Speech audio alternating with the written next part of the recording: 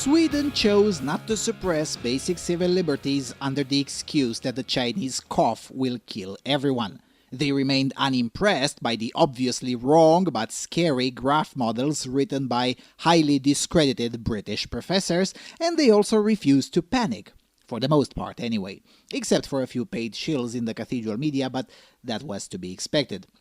We spent 3 weeks in the Nordic kingdom trying to understand how this happened and also to observe what part of the mainstream narrative in the rest of Europe about both Sweden and the Wuhan flu is false and what part is true.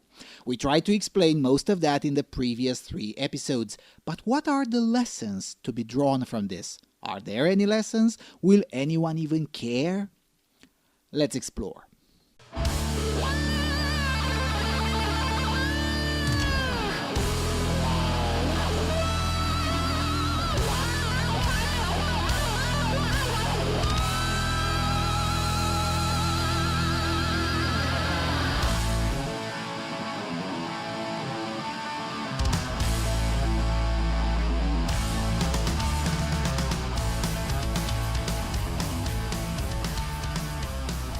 Hello everyone and welcome to the 4th and final episode of the mini-series Pandemic Sweden.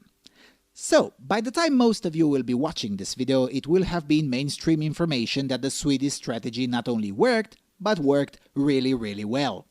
About 5% of the funds used for the Corona-chan Sweden Tour 2020 came from people who donated in the hope that me and my colleagues who accompanied me in this tour would die or at the very least get seriously sick with the Wuhan flu. We thank them for their donations and would like to remind them that what we assumed in late April when we decided to do this turned out to be true, namely that pre-existent immunity to the so-called novel coronavirus is a thing. Well, but of course it is. But when you adhere to the dogma of scientism, you need a study to tell you that water is wet. By the way, for those concerned about my health, I've had the Chinese cough in March. It's really no big deal. It never has been. That's why the politics of the Wuhan flu are so important, because it's not and never has been about the virus. It's all about politics, just as we predicted back in March when we said the following.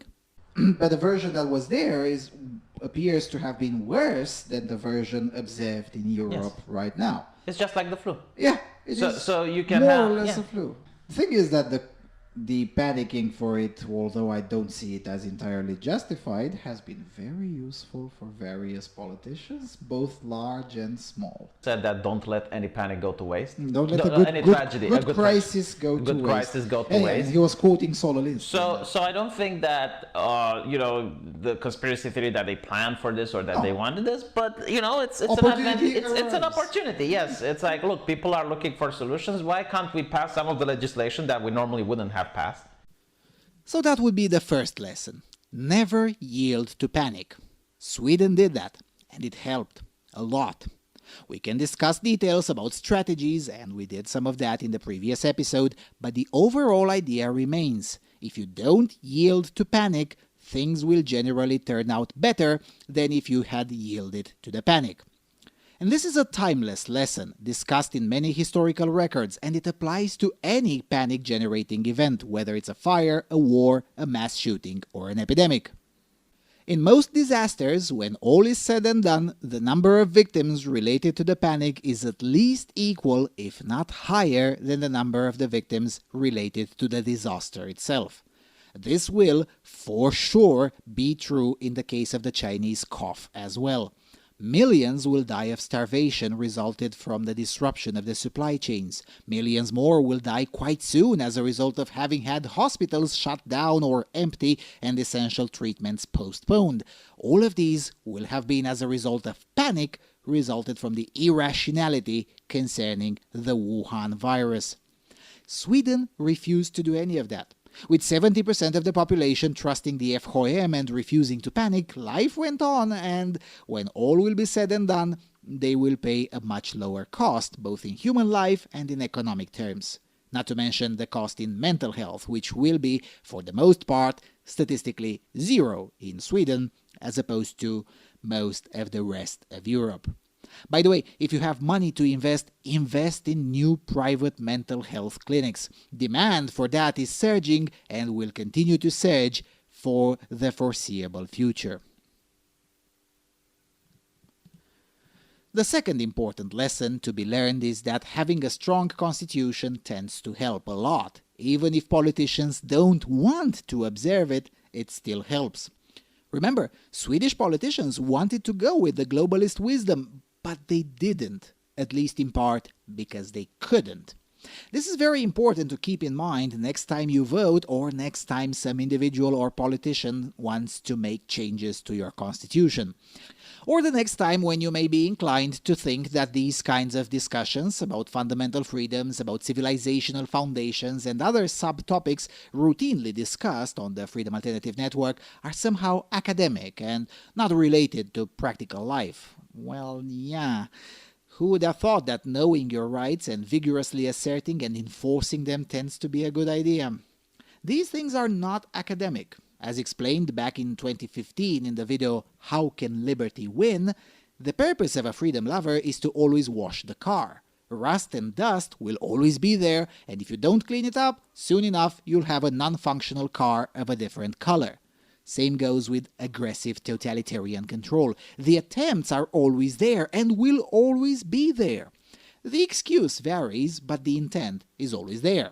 This time around, the Wuhan virus is the excuse. Last time it was national security and terrorism. Next time around it will be something else. Anything can be used as an excuse for totalitarian control. Heck, Sweden itself tried a few years ago to use presumptive and never proven abuse against women as an excuse to try to enforce its laws when its citizens are abroad. It didn't work, of course, but they tried. It was the same prime minister, by the way. And that's how we get to lesson number 3. Principles matter exactly during hard times. It's easy to be principled when everything's great, but it's a lot harder to stay principled when you're flooded with incentives against those principles. This is true for both individuals and institutions, be they political parties, NGOs, hospitals, or governments. And I say incentives because it's not just about money or power. Sure, those can be very powerful incentives in their own right, but so is peer pressure and fear. You all could see otherwise perfectly reasonable and definitely not dumb people regimenting themselves into the frenzy of sanitary fascism. Many of those people haven't been paid to do so. Oxytocin, or more specifically the craving for it, can be one hell of a drug. And it's in those cases where individuals should ponder more. And the whole issue has surely been exacerbated by the fact that way too many focused on self-esteem instead of self-control over the last several decades.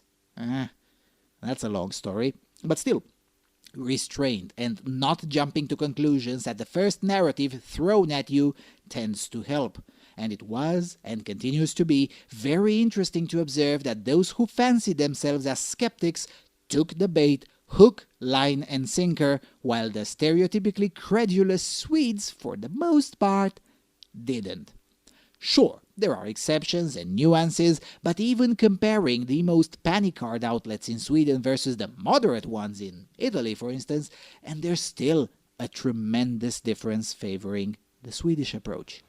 Ouch.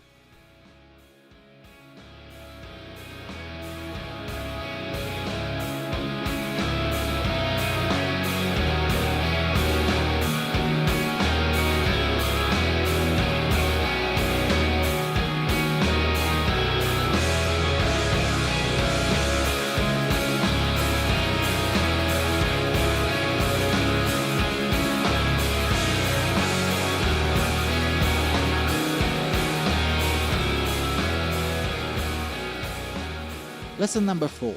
Foresight matters. Most of the rest of Europe approached this issue without any foresight whatsoever. Now, admittedly, some countries of Europe, such as Denmark, Poland, Hungary, or the Netherlands, did regain their foresight about a month into the mess. Not great, not terrible. Yet many still haven't gained it even now, and I'm talking here about places like France, Romania, Finland, or Spain. Sweden had it right from the get-go. What foresight? Well, the foresight that in such a situation you need to fine-tune policies in such a way that they are sustainable. In March and even April, the public opinion in many countries of Europe was seriously deluded, and they seriously believed that if you just hide under the bed for 2 months, the virus will go away. And of course, people like us were conspiracist loons when we were saying the following. Noi nu ar trebui să n-am greșit cu pariul, că noi am zis o să vină virusul și să vă temiți de prostie, nu de virus. Yeah. How did we know that in March? Because we've seen this movie before, in 2009, 2006, 2003, and so on, and we listened to what Anders Tegnell had to say. Well, Anders Tegnell was right again. Now, in August, Sweden's population is not fully hostile to pandemic policies, while the population of many other countries of Europe is. Sure, many will say, well, hindsight is 2020, no pun intended, but you know what? Foresight is a thing too. And that should have been taken into account as well. And perhaps the only reason this was possible in Sweden is precisely because discourse remained free, and disagreeing with the globalist wisdom, ironically for an otherwise globalist society, did not turn one into a Russian shill or some other nonsense intensely peddled in other parts of Europe.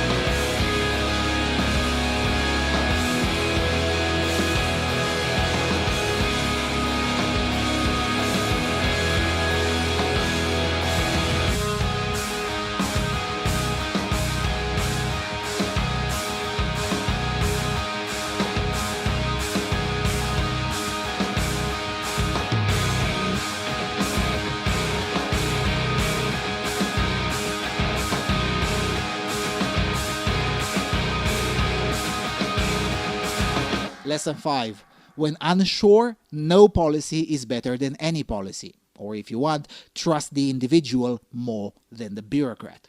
This is a lesson for everyone, really, and it's been said by freedom lovers for the last 200 years at the very least. The Wuhan virus situation has shown it to be true even in perceivably extreme situations. There were, and still are, many unknowns about this virus. As a result, nobody can seriously come and tell you that it's dangerous to do X but not Y. Hence, the better option is to leave the individual to do his own risk assessment. That's what Sweden did, and over the long run it will work out better. Most of everyone else in Europe, though, realized this only after trying to quote-unquote do something. Sadly, many still haven't got the memo. As it turns out, it's pretty difficult to try to control aspects of daily life that are simply not the state's business to control. No matter how pure your intentions might be, you still cannot and should not try to control when people visit each other, how they visit each other, or how they go about sunbathing, and so on and so forth. Well, you can try, but you'll only get a lot of clown world type of regulations that eventually the populace will not just flaunt, but turn outright hostile to them, as we're slowly seeing this happening in the countries whose governments still insist on such lunacy. Admittedly, this also gave rise to great memes, and nobody can beat Canada, which offered detailed instructions on how to do glory holes at home in order to avoid spreading the cough. But no, seriously. If anyone is to learn something from this, this is it. Government paternalism is not just inefficient, but cancerous in every way imaginable. Just because there's a virus doesn't make it more okay for the state to tell you when to have sex, when to go shopping, when to meet a friend, where to meet a friend, and so on and so forth. It just doesn't work, even if you think that's a good idea. You know what works? Persuasion and reason. Especially over a longer period of time. Yes, you can get higher compliance with authoritarian diktats like France, Spain, or Romania did, but not for long. Over the long run, only persuasion can work. And finally, lesson 6. Saying I don't know is not just a virtue, but also very helpful. For most of March, April and May, many pressing questions directed at the Swedish authorities were met with a quote-unquote shocking response, which was, "We don't know yet. We'll see what happens." That was, and sometimes still is, vigorously derided in the Cathedral Media and panic card circles. But it was the truth. And the approach of telling the truth is now paying dividends. While in many countries of Europe the so-called competent authorities are facing a total and utter collapse in public trust, the FHM's public trust in Sweden was only marginally eroded, and it's still above 2/3 of the populace. And one of the few things they did differently was to just say, "We don't know," when they really did not know. Remember when all so-called competent authorities knew that if you leave your house even for a lonely stroll, you'll get the cough and you'll die? Or when all the specialists knew that the infection fatality rate is between 5 and 20%? Yeah, they were wrong. The Swedish authorities refrained from such panic card nonsense and simply told the truth. Look, we don't know. Yes, some people die from this cough, just like from every other cough. But is it so supremely fatal? We don't know yet, especially for those under the age of 60, we really don't know. That was the discourse in March and April. Compare that to the discourse in your country. And that's your answer. That's why it is important to at least try to tell the truth. I don't know is not a crime, but spreading panic card bollocks should be a crime, quite frankly. Surely there are more lessons to be discovered from the Swedish experience. I expect to come back to this topic at some point, especially after more data comes out about the situation in elderly care facilities, which should explain even more things. And of course, during the first 3 episodes, we also listed some secondary lessons, very useful for those who have spent the time to oppose most of the pandemic policies, namely that it can be done without most of them. But until then, these 6 grand lessons are the most obvious ones, and they aren't even new. They're as old as civilization itself. And even as they are being reconfirmed, the politics of the Wuhan flu will in itself bring even more resistance to these timeless truths. Don't panic, trust the Constitution, tell the truth, trust individuals, use first principles, and apply foresight. That's it. It is, how would you call it? Simple, but not easy. These lessons are not hard at all. But as new evidence undoubtedly shows once again, they are not easy to keep. I'm tempted to say it's because people are not stupid, but bloody stupid, but I want to wrap up in a more optimistic note. So I'll say this. The truth has a way of coming out. Whether you like it or not, you can't stop the signal. It may take several days and up to several decades, but it always comes out. And some of the truths about this panicdemic, because that's exactly what it is, will take a bit more until they come out. But for sure they will. You just have to never stop telling the truth, no matter how difficult it may be. And the good news is that for the most part, it's not difficult at all. Saying no to these clowns is easy, because nothing happens if you say no.